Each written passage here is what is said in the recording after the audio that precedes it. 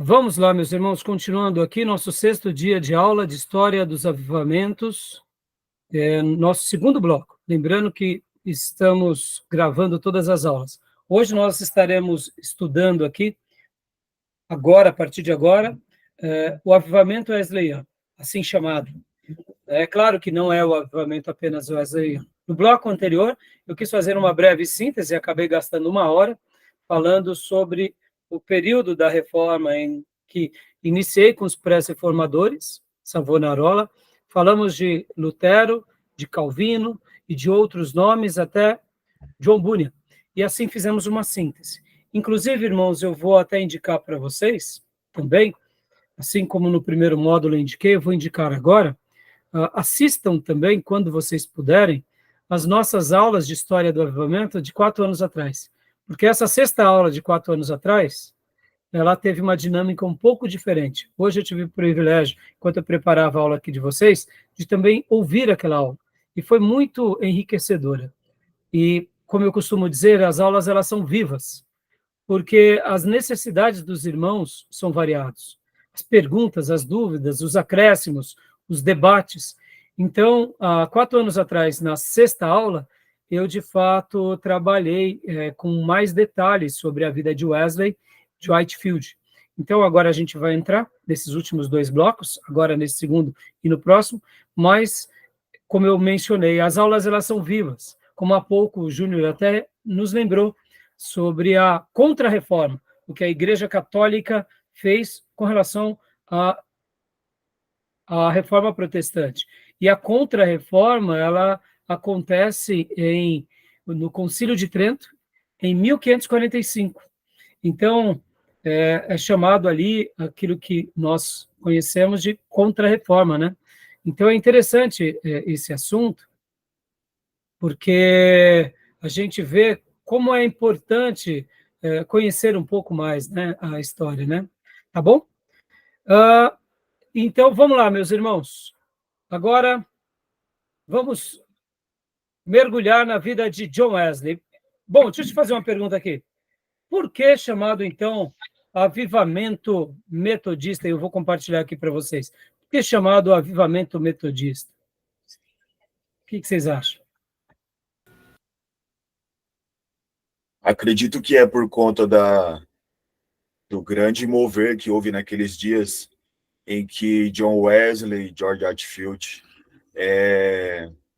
causaram, né, ali no meio em que viviam, ali na faculdade, né, em Oxford, se eu não me engano, quando eles fundaram o Clube dos Santos, houve um grande mover de Deus, né, a forma que eles pregavam, a forma que eles se consagravam, foi um período de grande avivamento.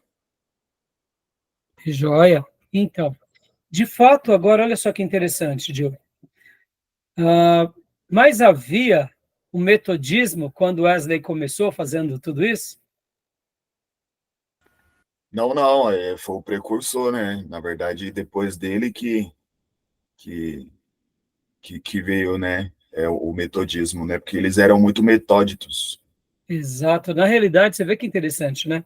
É uma maneira de registrarmos na história, porque, de fato, ele foi o grande ícone, não porque ele foi o único, mas porque foi o mais longevo e o que deixou mais material sobre o assunto e sobre as obras, e, naturalmente, influenciou mais pessoas. Por outro lado, quando ele começa fazendo essa obra do Espírito Santo, ele era um anglicano. Aliás, um anglicano muito mal visto, por sinal, né? Porque ele praticamente foi convidado a se retirar, praticamente. Mas é dali que nasce, então, a igreja chamada metodista, que nasce também os outros cognomes, como Clube dos Santos. A gente vai aprender, irmãos, que esses cognomes, como Clube dos Santos ou Puritanos, eles não nascem porque eles se autodenominavam, nascem porque eles eram ridicularizados, é de chacota. Ah, você faz parte do Santinho, né? Ah, você faz parte dos Beatos. Ah, você é da turma dos Purinhos, né? E depois, com o tempo, dos Puros, dos Santos, Clube dos Santos, então é onde se torna a gente vai acabar tendo essas terminologias. A gente vai até ver nas próximas aulas, é interessante, tá bom? Então, agora a gente vai mergulhar no avivamento metodista, e como eu disse, a gente classifica historicamente assim, mas é o avivamento desses servos de Deus cheios do Espírito Santo, junto com John Wesley, junto com Charles Wesley, George Whitefield, Jonathan Edwards, e como aqui, inclusive, nosso irmão Boyaner fala, no seu livro, os 4 grandes vultos do avivamento.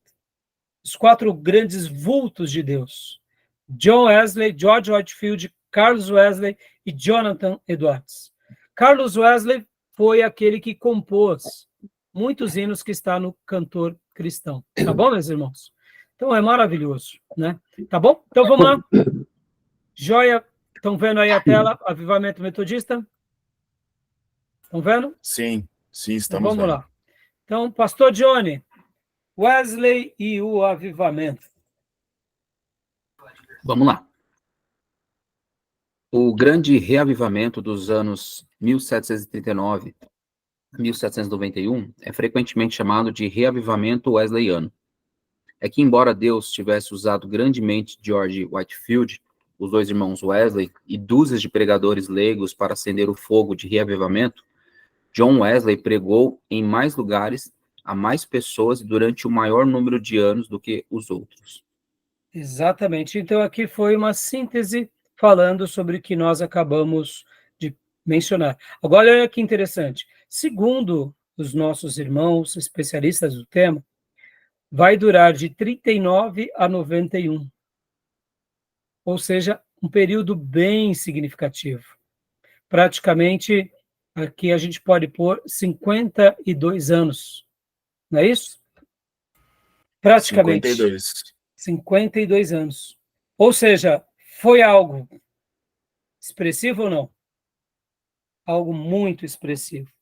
Alguns historiadores, irmãos, vão dizer que a situação da Inglaterra nesses dias era muito parecido com a situação do Brasil. Muita prostituição, muitos vícios. Naquele dia, as pessoas elas bebiam muito, principalmente bebidas destiladas, né? É onde surge o uísque, essas outras bebidas destiladas.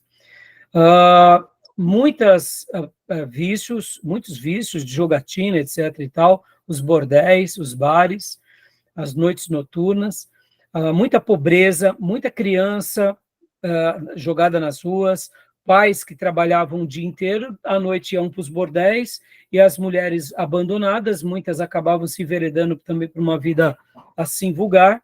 Então, o pano de fundo era um pano de fundo onde os empresários exploravam essa matéria-prima chamada pessoas, eles enriqueciam mais, a miséria aumentava e, consequentemente, a prostituição, o roubo, o crime. Então, quando começa a pregação desses homens, e eles começam a fazer aquilo que nós aprendemos nas aulas iniciais, que é a retomada da palavra de Deus, houve uma mudança tão grande nesse tecido social que as roupas das mulheres deixam de ser roupas escandalosas, passam a ser roupas decentes, que as práticas, os vícios, as noites, tudo realmente é mudado. A questão da dignidade humana, a valorização humana, a criação de sindicatos, ou seja, o efeito cascata dessa obra da evangelização, dessa obra que é fruto dessa pregação, desse mover de Deus, ela é tão gigantesca que em algumas décadas o pano de fundo social mudou totalmente. Aí eu pergunto, mudou por causa do quê? Por causa do rei? Mudou por causa da política? Não, mudou por causa do evangelho no coração dos homens. Eu gosto muito de uma ilustração de um pai que ele fazia faculdade e aí ele tinha um filho pequeno, filhinho de 4 anos de idade, e durante os finais de semana o filho fazia o quê? Falava, papai, vamos brincar? Vamos brincar? E o papai ali, em meio às suas atividades e provas, um dia ele estava muito atarefado e ele falou, meu Deus, agora, como que eu vou fazer? Eu vou estudar ou eu vou brincar com meu filho? E ele tinha, nos escritórios dele, ele era um homem muito estudioso, um mapa mundi. Um mapa mundi. Aquelas, não era um quadro, mas era como se fosse literalmente um mapa bem grande. Então, ele pensou, meu Deus, eu preciso estudar muito hoje. Então, eu vou ter que dar uma tarefa para o meu filho que seja difícil, e depois de tudo, se ele não conseguir montar, aí eu brinco com ele, mas se ele conseguir, vai demorar muito tempo. Então, ele falou, filho, o papai vai te dar uma prova, tá? Tá bom. Então, aqui, tá aqui esse mapa, o papai vai cortar agora que nem um quebra-cabeça, e você vai ter que montar o mapa mundi. Uma criança de 4 anos de idade, irmão. E aí, o que vocês acham? Passou 1 hora, ou menos de 1 hora, bate na porta do escritório do pai, a criança falou, papai, vamos brincar. Filho, só quando você acabar de montar o mapa. Está montado, papai. Ah, não acredito. Aí, o que aconteceu? O pai foi lá ver, e a criança insistiu, e não é que estava montado o mapa mundi? Uma criança de 4 anos que o papai tinha picotado que nem um quebra-cabeça. Aí o pai ficou impressionado, e o pai perguntou assim, filho, como você conseguiu montar o mapa mundi? Aí ele disse, foi fácil, papai, porque quando eu comecei a montar o mapa, eu não consegui, mas eu notei que o outro lado do mapa tinha um desenho de um homem. Lembra aquele quadro de Michelangelo, que é aquela pintura onde tem um homem ao redor de uma roda, né? Se não me falha a memória, Michelangelo, ou de algum grande desses cientistas do passado.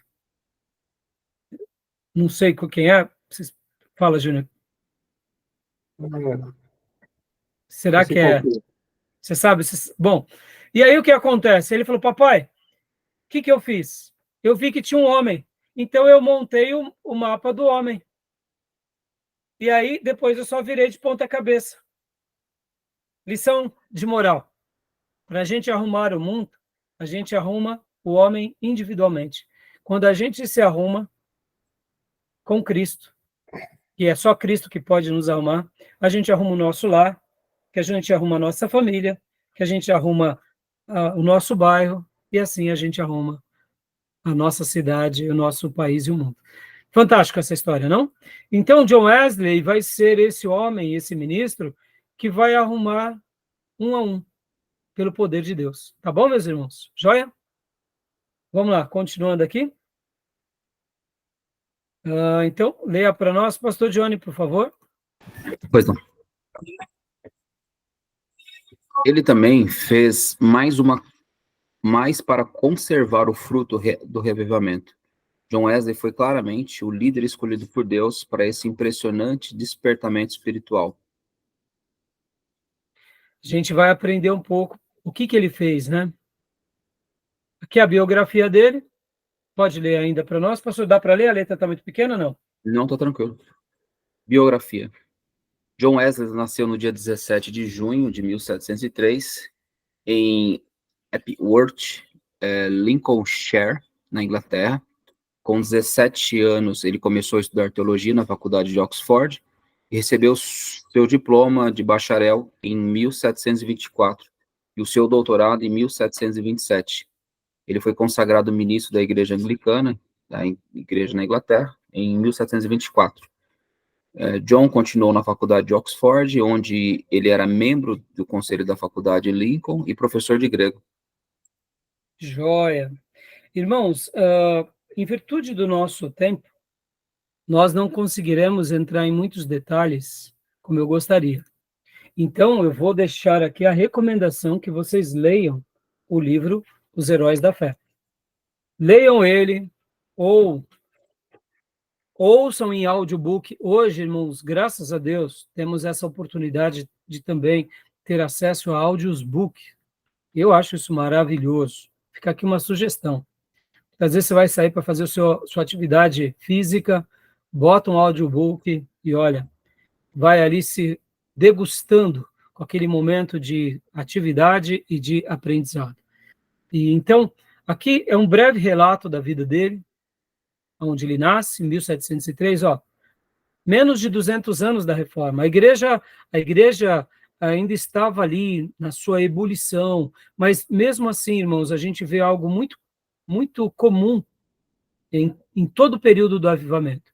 É comum que no avivamento aconteçam vários ciclos.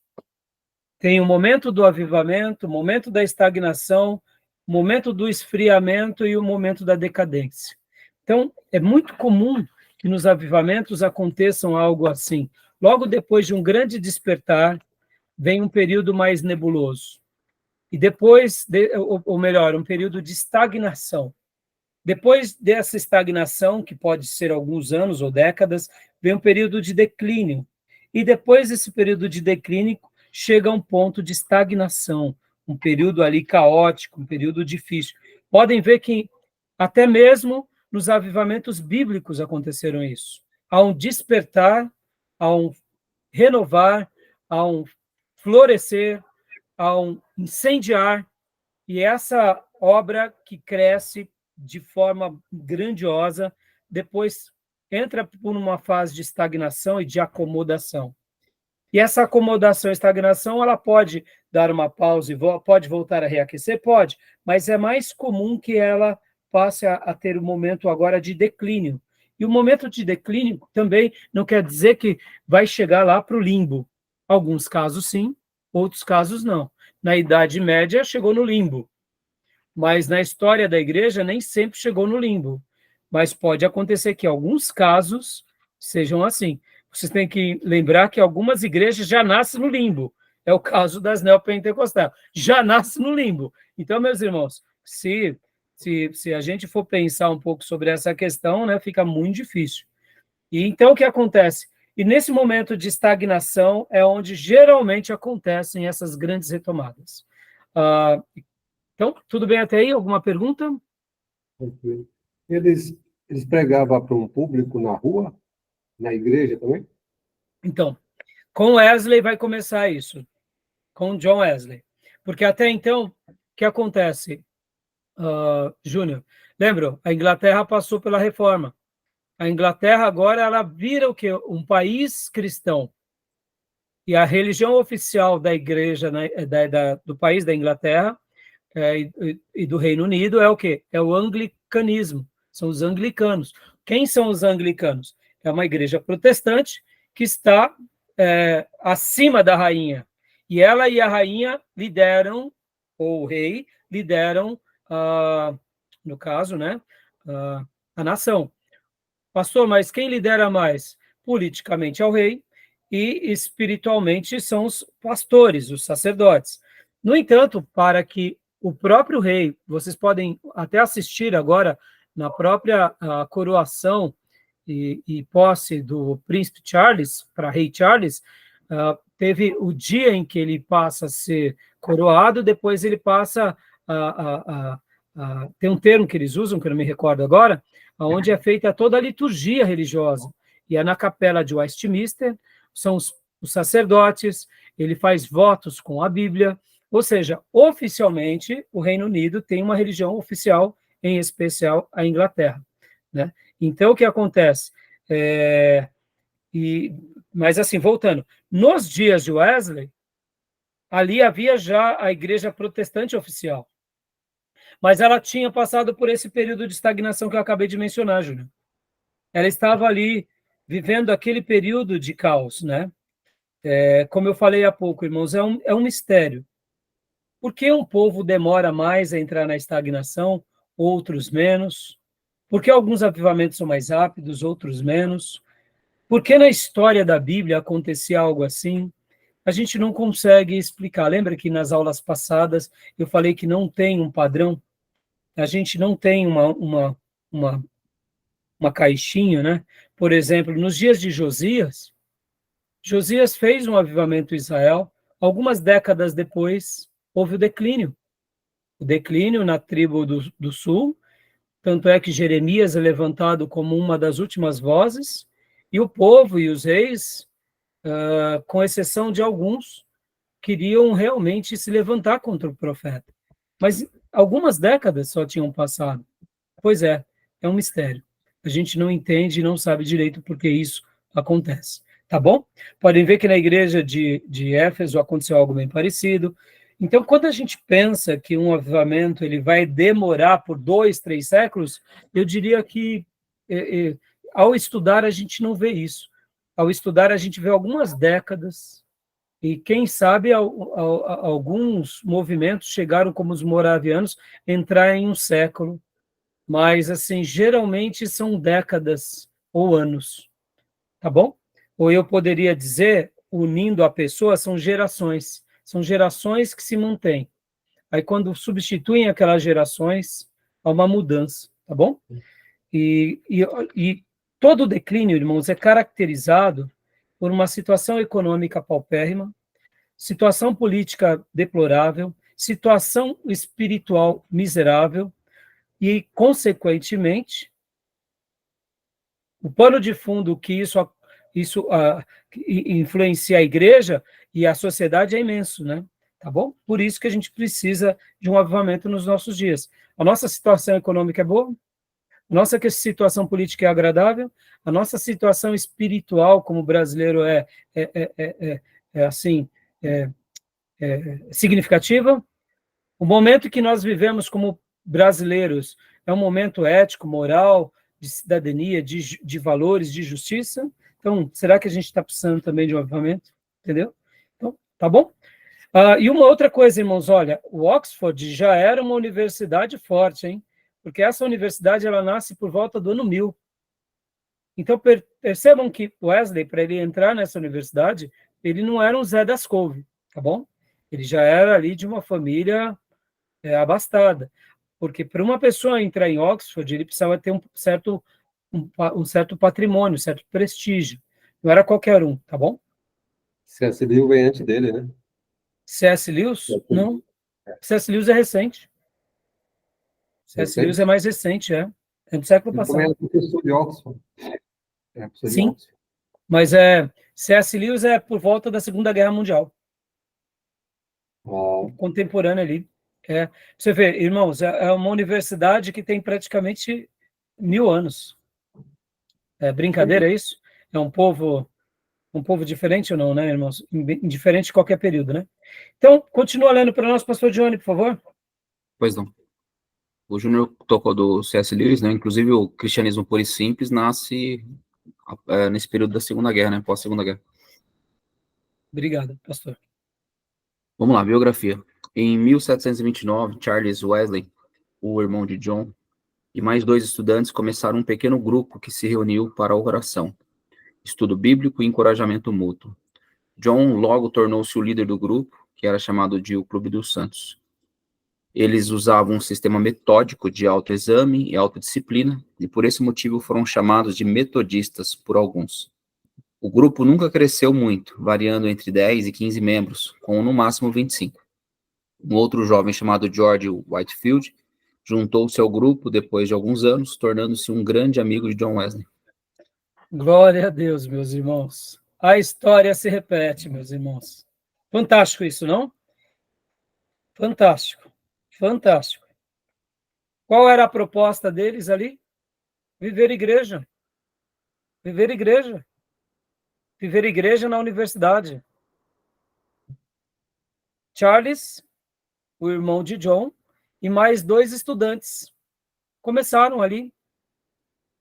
E Wesley é ali o líder, e juntam-se a ele George Whitefield, alguns, não passando mais de 15 irmãos, e no máximo 25, eu acredito, quando o fogo caía, né? Modo aqui, brincando um pouco, né? E aí eu pergunto, será que isso não foi fator determinante para aquilo que um dia viria ali na frente? Meus irmãos, nunca duvidem dos pequenos começos. Eu amo esses pensamentos, de ir à busca de mais um, de se reunir com o coração inteiro com o irmão, de cuidarmos de alguém como se estivéssemos cuidando de uma grande pessoa. E na história de Deus, eu quero acreditar que quando nós fazemos isso, a gente desperta o coração do Senhor. A gente toca no coração dele, É como que se Deus estivesse dizendo para nós, nas entrelinhas, ô meu filho, parabéns, que agora você está trilhando num caminho que você, lá na frente, vislumbrará como algo notável. Porque, irmãos, você tem que lembrar que essa é uma realidade do povo de Deus, piedoso, que sempre existiu. Aqui não é nada de novo. Aqui não é nova visão, não é nova revelação, não é uma nova... É o básico, é como o pastor Ernesto Nini dizia, nós precisamos da velha Bíblia, da antiga oração, da antiga fidelidade a Deus, temor a Deus, do antigo jejum. É isso que a gente precisa das práticas na antiga igreja, no sentido de igreja que eu pertenço, na oração pública e na oração privada. Fantástico, né, irmãos? Glória a Deus, né? Pode ler para nós agora, Júnior, por favor. Dá uma folga, pastor Johnny. Em outubro de 1705, John e Charles Wesley viajavam para a América como missionário. Porém, depois de um pouco mais que 2 anos, John voltou à Inglaterra em fevereiro de 1738, preocupado com sua própria salvação. Aspa, fui para a América converter os índios, Charles. Ele lamentou. Mas, quem vai me converter? Poucos meses depois, no dia 24 de maio, John teve uma experiência na qual ele obteve a certeza da sua salvação pela fé. Pouco ano depois, John e outros membros do Clube Santo tiveram uma experiência poderosa de enchimento com o poder do Espírito Santo. Meus irmãos, olha que coisa fantástica. O que eu acho notável na vida de John Wesley? A verdade. Eu me recordo que eu estava na minha igreja mesmo, pregando na minha igreja. No modo de falar. Eu não tenho uma igreja, eu pastorei uma igreja. Mas estava pregando na igreja e um dia eu disse assim para os irmãos, no começo de uma mensagem, eu falei, irmãos, a gente não pode ser verdadeiro. A gente não pode ser leal. Se a gente for verdadeiro, a primeira coisa é que as pessoas vão bater na boca e falar, você faz isso? Você pensa isso? Você tem essas dúvidas? Ou seja, a gente está habituado a viver diante de uma roupagem tão grande que se um pastor, ele por acaso ousa dizer algo como John disse, fui fazer uma obra para converter índios, mas, quem vai me converter? Pelo amor de Deus, você está desempregado no seminário, porque aqui ele já era professor de grego na universidade, ele já era pastor ordenado, ele está desempregado no seminário e está desempregado na igreja. É quase excomungado. Porque se você até comete um pecado, você não pode falar abertamente, porque se você falar abertamente, você é um pecador dos piores. Ou seja, a gente vive uma maquiagem tão grande que ser leal até a Deus, a gente não pode. Não estou dizendo que a gente vai pegar as coisas mais íntimas e jogar no ventilador, não é isso. Mas tem momentos na nossa vida que a gente quer ser só ser humano, que as pessoas querem ser um pouco, ser gente. Então, ao ouvir isso de John Wesley, a gente percebe o quanto a verdade estava no íntimo dele. E olha, irmãos, fala, Júnior. Humildade. Humildade. E podem ver que essa humildade, essa verdade no íntimo, esse quebrantamento, acompanham todos os homens de Deus no Velho Testamento, no Novo Testamento e na história da igreja. E não há como nós sermos cheios do Espírito Santo sem esses princípios. Por isso que a gente precisa, sim, ter amigos leais, irmãos leais, mas a gente tem que ser verdadeiro. Isso me faz lembrar a piada, eu já contei para vocês, né? Os 3 pastores pescando no barco, não? Não? Não? Então, se eu já contei numa outra aula, então, me desculpe, eu vou contar de novo. Tinham 3 pastores ali pescando num barco, tal, aquele dia de comunhão, e ali naquele momento de louvor, de oração, de comunhão, um deles falou assim, pastores, eu tô precisando me desabafar, pastores, aqui a gente só está entre homens de Deus, então, sabe, pastores, eu queria rasgar o meu coração e pedir oração para os irmãos. Tá bom, pastor? Deus está tocando na nossa vida para a gente ter esses momentos aqui de confiança. Isso é bíblico, né, irmãos? Então, conta, pastor. Ele é, pastor. Eu tenho fraqueza, irmãos. Eu tenho fraqueza com irmãs, com mulher. No começo da minha vida eu já pequei, antes de ser pastor eu pequei, mas eu não posso ver uma pessoa bonita que eu era escravo do sexo e isso tudo me destrói. Eu não posso ver uma irmã bonita, com corpo bonito, que eu já vejo na mente. E aí ele começou a descrever tudo. Ele fala: ô, pastores, orem por mim, eu me sinto mal, me sinto sujo. Hoje tenho minha mulher, já pedi perdão para Deus, pedi libertação, mas tem hora que é uma luta, e eu tenho lutado. E os pastores dizem: não, mas o pastor vai vencer, vamos orar. Aí ele acabou de falar, veio o segundo, falar: pastores, meu problema é outro. Graças a Deus, nessa área, eu nunca fui escravo do sexo, né? Eu tenho a minha família, mas o meu problema é o dinheiro. Dinheiro. Meus irmãos, é uma tentação. Quando os irmãos põem a oferta lá no gasofilácio, na salva, pelo amor de Deus, administrando caixa da igreja, eu tenho que chamar os obreiros. Eu não posso, porque, meus irmãos, eu já tive fraqueza assim no passado, e pelo amor de Deus. Antes de me converter, o dinheiro era tudo para mim, e agora na igreja, pastoreando, a nossa igreja é próspera. Oh, meus irmãos, é uma tentação. Bajuluma os mais ricos e desconsidera os mais pobres. Ah, meus irmãos, orem por mim. Macedinho. Macedinho. Macedinho. Macedinho. Boa. Aí, vamos orar pelo pastor, vamos orar. Ali, eles quebrantados, sabe, chorando, né, irmão? Enquanto um falava, chorava. Aí o outro falou, chorou, aí os outros, amém, Deus vai te ajudar, pastor. E o irmão, o terceiro, né? E o irmão, irmãos, eu tenho um problema, não é nem com a pornografia, o sexo, nem com o dinheiro. Meu problema é com a língua. Eu falo demais. Os outros dois já começaram a suar branco. Eu acredito que começaram a pensar: vamos ter que afogar esse pastor. Bom, a história chegou aqui, irmãos. Então, o linguarudo não conseguiu se conter, tá bom? Só para a gente descontrair um pouco, tá bom, meus irmãos? O inteiro vai saber do segredo. Pois é, né? Então, meus irmãos, a gente, voltando, né, John Wesley, o Clube dos Santos era o quê? Um momento de discipulado, de oração e do quê? De compartilhamento mútuo, irmãos. Igreja, esse negócio do encontro, do G12, não sei o quê, do movimento tal, da unção tal, meu irmão, tudo besteirada, isso daí o povo de Deus faz a vida toda, se reúne, ora junto, busca. Davi já deu sinais disso. Moisés ia pedir conselho para Jetro. Meus irmãos, o povo de Deus sempre foi um povo de comunhão. Salmo 133 ensina isso. Ali repousa a bênção e a vida para sempre. Aonde? No Monte Hermon, no óleo que verte sobre a cabeça, escorre para a barba e chega nas vestes de Arão? Não, é onde há comunhão.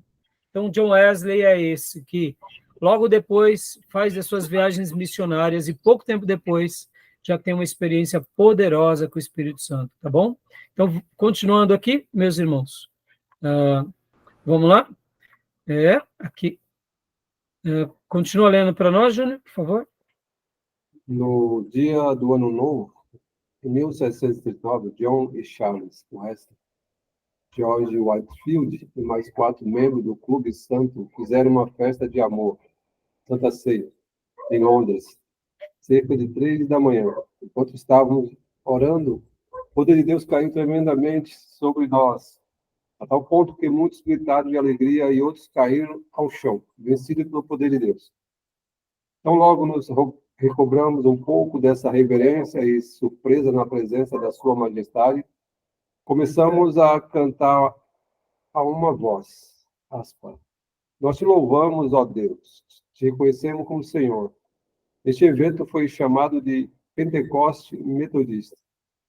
Ou seja, foi o grande dia da experiência sobrenatural que eles tiveram com Deus. Agora, é óbvio, os nossos irmãos pentecostais e nós avivados, a gente vai fazer que o Pentecoste Metodista para fortalecer as nossas bases. Mas nós sabemos, irmãos, que na realidade o que foi aqui foi o grande, sim, visitar do Espírito Santo na vida do nosso irmão. Mas ele não falou em línguas, ele não profetizou, Mas uma coisa foi certa, a experiência que eles tiveram com Deus, todos eles fizeram com que eles tivessem uma nova vida.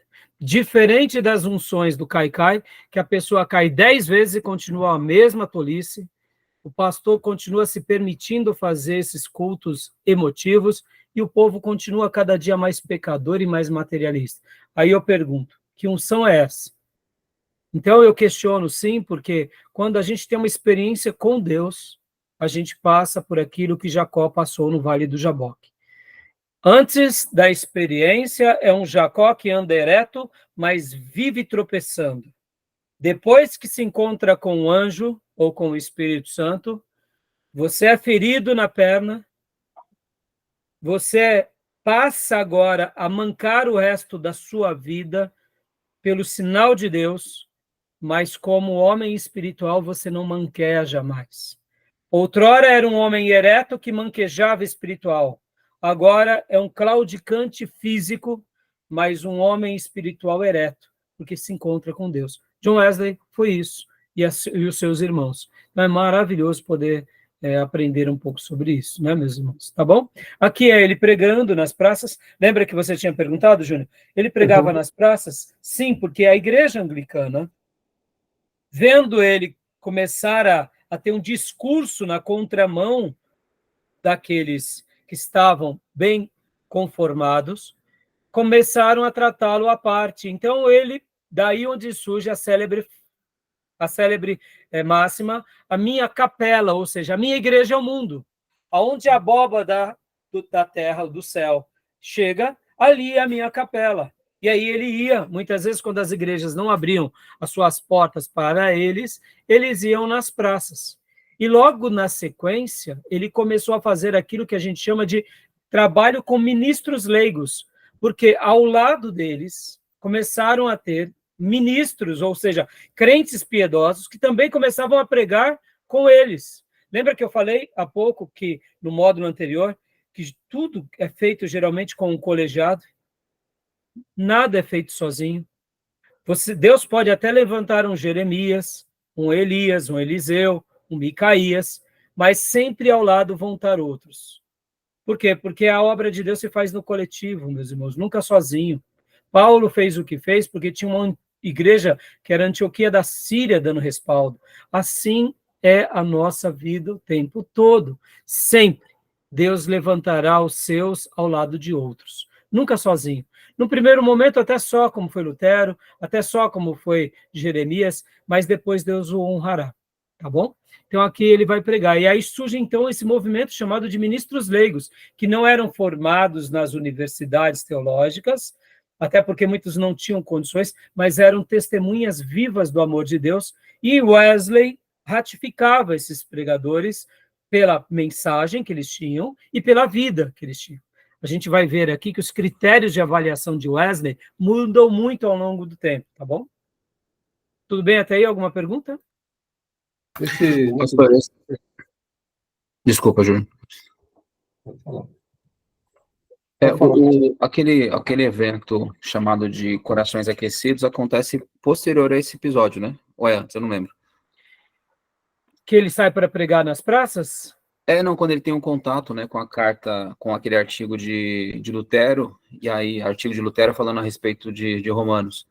E aí ele tem um toque extraordinário, ele sente uma chama em seu coração, que inclusive entre os metodistas tradicionais eles chamam de coração aquecido, né? Tem até um dia que eles celebram isso e tal. Eu acredito, pastor, eu não sei te responder agora. Eu acredito que foi nessa experiência aqui, que é onde é chamado o Pentecoste metodista. Ok. Eu acredito 39, né? Porque aqui, irmãos, só voltando um pouco, pode ver que eles já estavam viajando aqui. Eles já estavam viajando, em 38, eles já estavam viajando para a Nova Inglaterra.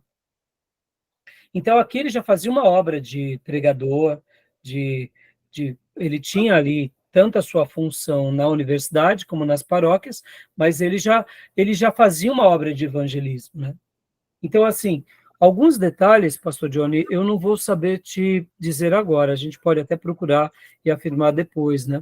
mas assim, eu não me recordo assim detalhadamente, né, se esse dia é o mesmo. Eu deduzo que sim, tá? Eu Sim. deduzo que sim, tá bom? Valeu. Tá? Vamos lá. Aqui. Pregação, né? Foi aqui. Isso. Pode continuar lendo, Júnior, por favor?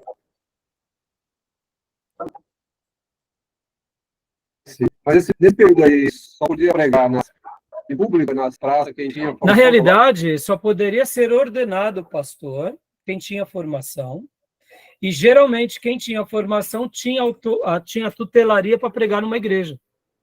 Então, não era comum a pessoa não pregar sem fosse teólogo. E aí o que acontece? Com os movimentos de Wesley, com os movimentos de Whitefield, que aí começam a ter essas pregações nas praças, e que começam a ter também os pregadores chamados leigos. Mas vocês têm que lembrar que também... É que John Bunyan, né, você falou, né? Você falou que John Bunyan não podia, Então, né? isso que eu ia citar agora exatamente. Um pouco menos de 100 anos atrás, Bunyan já passava por isso. Porque é aquela questão, Júnior, a gente sabe que muitas vezes se cria uma regra para preservar, mas muitas vezes nós fazemos das nossas regras mandamentos, né? A gente tem as regras, mas as regras, elas devem ter as suas exceções, até porque a igreja, ela é um braço que ela deve ser autônoma do Estado. Já que lá a igreja está debaixo do Estado e o Estado sobre a igreja, sobre o Estado, essa miscelânea, eles se perdem muitas vezes sobre essa questão. Não tem como, né? Tá bom? Ficou esquisito, né? Aqui eu disse que a minha internet ficou estável, viu? Falou para vocês ficou ruim a minha internet? Pastor, não, tô te ouvindo bem aqui. Não, tá bom, só que você não parou. Não, Tá bom, tá veio ok, uma pastor. mensagem para mim. Então, Júnior, assim, e pastor Johnny, muitos acontecimentos, assim, são repletos de detalhes, as vidas deles, a gente vai ver aqui alguns episódios, mas, assim, Wesley já era um figurão, já era um catedrático, já era um professor, já fazia parte do Grupo dos Santos, mas, mesmo assim, ele tinha ainda algumas crises. Por que isso? Deixa eu dar um spoiler aqui. Eles tinham muito daquilo que nós chamamos de autojustiça ou autopiedade. A Inglaterra já tinha se transformado, em parte, num país cristão, e por serem cristãos, então eles ajudavam as crianças, iam nos presídios, ajudavam as crianças que os pais estavam presos. Então, a piedade, a religião já era uma coisa muito comum na vida deles. Na vida de George Whitefield, isso vai ficar mais destacado. Então, muitas vezes, a nossa autopiedade nos enganam, fazendo com que nós pensemos ao nosso respeito que a gente é cristão de verdade. Esse que é o problema. A nossa autopiedade, a nossa autojustiça, diz para nós, isso é tudo inconsciente, que eu sou um crente de verdade, porque eu vou na igreja, porque eu oro, eu faço devocional. E muitas vezes a gente está com os nossos atos comprando a nossa salvação. Em tese, a gente estar erguendo um ídolo chamado autopiedade, ou alguma coisa semelhante a isso, e a gente não está sendo salvo pela graça, pelo poder regenerador. Então, eles, ao começarem a estudar a Bíblia, e a gente vai ver que, inclusive, o Whitefield ele vai ser contundente nessa questão. Podem ver que John Bunyan, com toda a sua simplicidade, ele foi liberto dessa autopiedade, e aí ele se torna o que ele se tornou, com muito sacrifício, é claro, mas porque ele entendeu a graça. Mas é aquilo, irmãos, a religião, o formato, o meio, os costumes, a liturgia, vai criando em nós esse princípio evangeliquez, essa roupagem religiosa, essa roupagem sacerdotal. E tem hora que a gente, naturalmente, por estarmos no meio mais elevado, ético e moral e espiritual, a gente acha que essas coisas nos redimem. E é a nossa autojustiça, a nossa autopiedade. E aí a gente faz a obra, a gente se torna juiz, a gente conhece a Bíblia, porque damos o dízimo, e é aqui que a gente se perde. E é por isso que muitas vezes a gente começa a viver os frutos de uma letargia, e é o próprio Deus querendo nos trazer de volta. Pode ver, irmãos, em cada período da história, seja o grupo que for, até mesmo hoje entre os pentecostais, hoje os pentecostais também estão precisando de uma nova reforma. Hoje eles se tornaram políticos, se tornaram performáticos, eles têm um acesso a canais de TV, eles têm uma linguagem comunicativa, eles têm uma presença de palco, eles sabem falar de uma forma carismática, mas muitos são profissionais da fé. Ou seja, o verdadeiro cristianismo se perde quando a gente tem essa autojustiça, essa autopiedade, essa autoperformance. Por isso que a vida com Deus é mais do que a liturgia, mais do que a performance. Por isso que eu não estou entrando no livro em si, não vai dar tempo, mas ao ler esse livro, a gente vai notar que Wesley, ele descobre o que, nas entrelinhas, que a vida com Deus é muito mais importante do que a vida performática, a vida sacerdotal, a vida litúrgica. E aí, a partir daí, ele começa a compreender isso, pôr em prática lá no Clube Santo, e depois dessas experiências. Tá bom, meus irmãos? Tudo bem? Então, aí eles começam a fazer as pregações, entendeu, Júnior? Tá bom? A Inglaterra é um estado restritivo, né?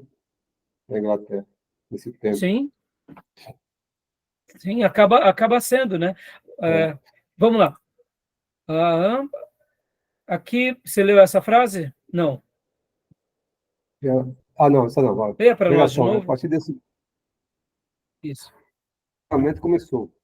Dentro de um mês e meio, George Whitefield estava pregando para multidões de milhares, com John Wesley fazendo o mesmo dentro de 3 meses. Com apenas 22 anos de idade, Whitefield começou a pregar ao ar livre. As multidões aumentavam Dá uma pausa diariamente aqui, até Júnior. chegar- Só uma pausa, por favor. Só uma pausa. Lembrando, depois do quê? Depois dessa experiência que eles tiveram, no ano de 1739. Aí alguma coisa acontece com eles que eles começam a pregar, e aí vem Whitefield aos 22 anos. Então, John Wesley já era um pouco mais velho. Então, é interessante, né? Tá bom? Aí, vamos aqui. Aí, continua, por favor, Júnior. As multidões aumentavam diariamente até chegar a 20 mil ouvintes. Os mais ricos ficavam sentados em seus coches e outros em seus cavalos. Alguns sentavam nas árvores. Em toda parte o povo se reunia para ouvir Whitefield pregar. Todos eram, às vezes, levados a chorar, conforme o Espírito Santo de Deus descia sobre eles. Deus seja louvado. É comum vermos relatos que Whitefield está pregando para uma multidão de 5.000 pessoas, e eu quero lembrar para vocês que não havia microfonia naqueles dias. Assim. Como que eles pregavam? Geralmente eles iam numa região, ficavam sobre uma colina ou um monte, um lugar mais alto, eles prestavam atenção na direção do vento, e ali se eles estavam numa região onde tinha montanhas, eles pregavam, fazendo com que a voz dele ecoasse. Irmãos, magnífico. Quando eu disse para vocês que eu ia fazer uma breve citação aqui de Martin Lloyd Jones, Pregação e Pregadores, por quê? Porque Martin Lloyd Jones diz assim, que um pregador ele precisa de várias coisas. Em primeiro lugar, a Bíblia. Em segundo lugar, ser convertido a essa Bíblia.